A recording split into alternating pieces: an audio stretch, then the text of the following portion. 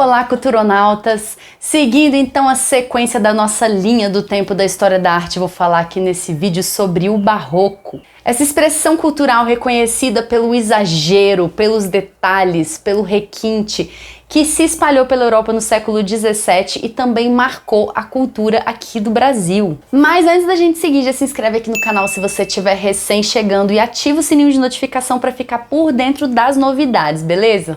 Gente, o Barroco é um estilo artístico que nasceu na Itália ainda no século XVI, se espalhou pela Europa e pela América Latina, que estava na época sendo colonizada pelos europeus. Ele surge no contexto da Contra-Reforma da Igreja Católica, que foi justamente uma resposta da Igreja à reforma protestante que tinha sido iniciada por Martinho Lutero.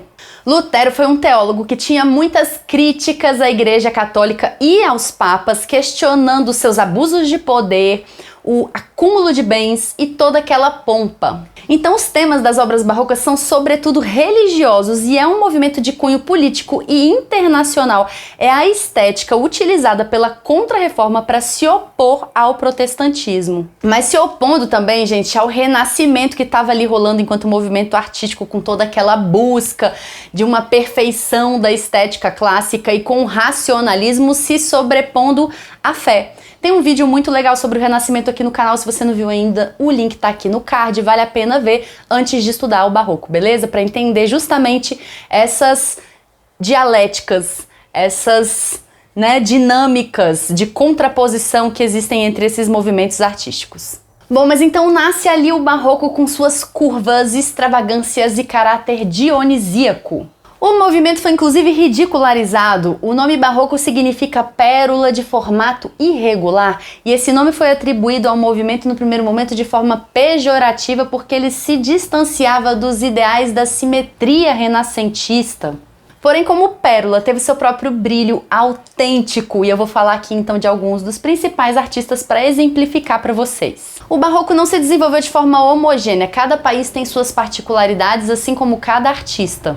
E eu vou começar falando sobre o mais revolucionário, que é o italiano Caravaggio. Ele é reconhecido pela intensa expressividade das suas obras e um contraste de luz e sombra espetacular, o chiaro-escuro, claro-escuro. Ele foi discípulo do artista maneirista Tiziano. E suas obras originalíssimas expressam também um pouco do caráter tempestuoso da sua vida, que atravessou muitos momentos extremamente conflituosos. Gente, daqui mais um tempo eu vou começar a fazer uma série de vídeos sobre artistas pra gente poder aprofundar mais em cada artista, mas agora eu vou mostrar só algumas das principais obras dele, como por exemplo a Medusa, que é considerada a obra mais assustadora de Caravaggio. Tem também Narciso, esse jovem aí se apaixonando pelo próprio reflexo na água. Baco, ou o jovem Baco usufruindo de um vinho e umas uvas. A Flagelação de Jesus, que é uma obra bem dramática que dá para você ver bem esse contraste de luz e sombra. Davi com a cabeça de Golias, que representa o clímax dessa luta bíblica entre um pastor e um gigante. E a Crucificação de São Pedro, que assim como muitas outras foi uma encomenda feita para ser colocada em uma capela romana. Gente, já ali nos Países Baixos a gente tem uma outra figura fenomenal, que é o holandês Rembrandt. Esse cara passou por muita coisa por fazer questão de manter a sua verdade na sua obra. Ele fazia retratos e ele retratava o que ele via, o que ele sentia, mas as pessoas estavam acostumadas com imagens idealizadas, elas queriam se ver bonitas, jovens.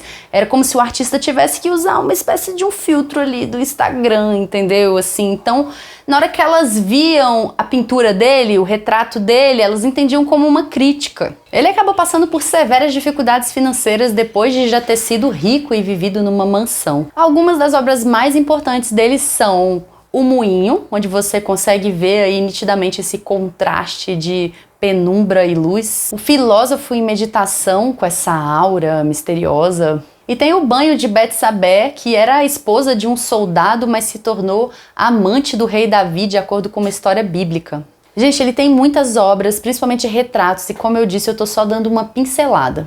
Então, para fechar esse panorama aqui, eu vou falar um pouquinho sobre o espanhol Diego Velázquez, que começou a pintar obras religiosas ainda adolescente, mas com a maturação do seu trabalho ele se tornou realmente um grande artista barroco, como a gente pode ver aí nessa obra O Agüero de Sevilha, que tem expressões fortes e um contraste marcante também de luz e sombra. Como ele pegou fama de bom retratista, ele se tornou pintor do rei e começou a pintar o próprio e outros membros da corte, desenvolvendo uma carreira longa e prestigiosa na corte do rei Filipe IV.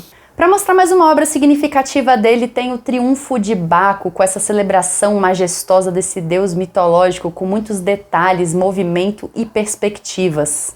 Gente, é claro que eu tenho que falar sobre o barroco no Brasil, inclusive é uma das melhores formas de exemplificar as esculturas barrocas é falando sobre o nosso conterrâneo Aleijadinho, mineiro de Ouro Preto, que produziu centenas de esculturas na época do nosso Brasil colonial, mesmo com uma doença degenerativa que afetava suas mãos, seus membros.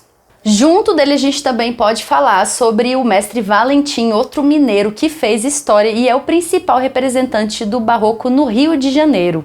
Mas para falar direito disso eu vou fazer um próximo vídeo sobre o barroco no Brasil. O barroco durou muito tempo e fez parte da estruturação da cultura brasileira e segue nos influenciando até hoje. Ele foi fortíssimo na Europa, dominando a pintura, a arquitetura, a literatura e a música no século XVII. Por isso, toda a cultura desse período, incluindo costumes, valores e relações sociais, é chamada de barroca. Foi uma reafirmação do poder da fé, a vitória da emoção sobre a razão e de Deus sobre o homem. Então, para falar um pouquinho sobre a arquitetura barroca que se mostra principalmente nas igrejas, nas basílicas, nos mosteiros, porque o barroco é uma modalidade de arte sacra, certo? Ela tem a intenção de despertar as emoções mais profundas nas pessoas, ela tem imponência e sinuosidades. Muito lindos esses trabalhos todos, né, gente? Eu acho muito interessante observar essas alternâncias entre esses movimentos artísticos que estão sempre tentando complementar ou se contrapor ao que o movimento artístico anterior não estava manifestando. Então eu vou ficando por aqui. Aguardem que em breve tem mais. Se você gostou, deixa seu like, comenta com as suas impressões, compartilha com quem você achar que pode se interessar por esse conteúdo. Aqui na descrição do vídeo tem links com informações complementares para auxiliar nos estudos de vocês e tem também o link da plataforma Apoia-se, por onde você pode ser um apoiador do canal com contribuições de qualquer valor para ajudar nos custeios, nas manutenções aí de tudo, beleza? Pois então, um beijo e até mais!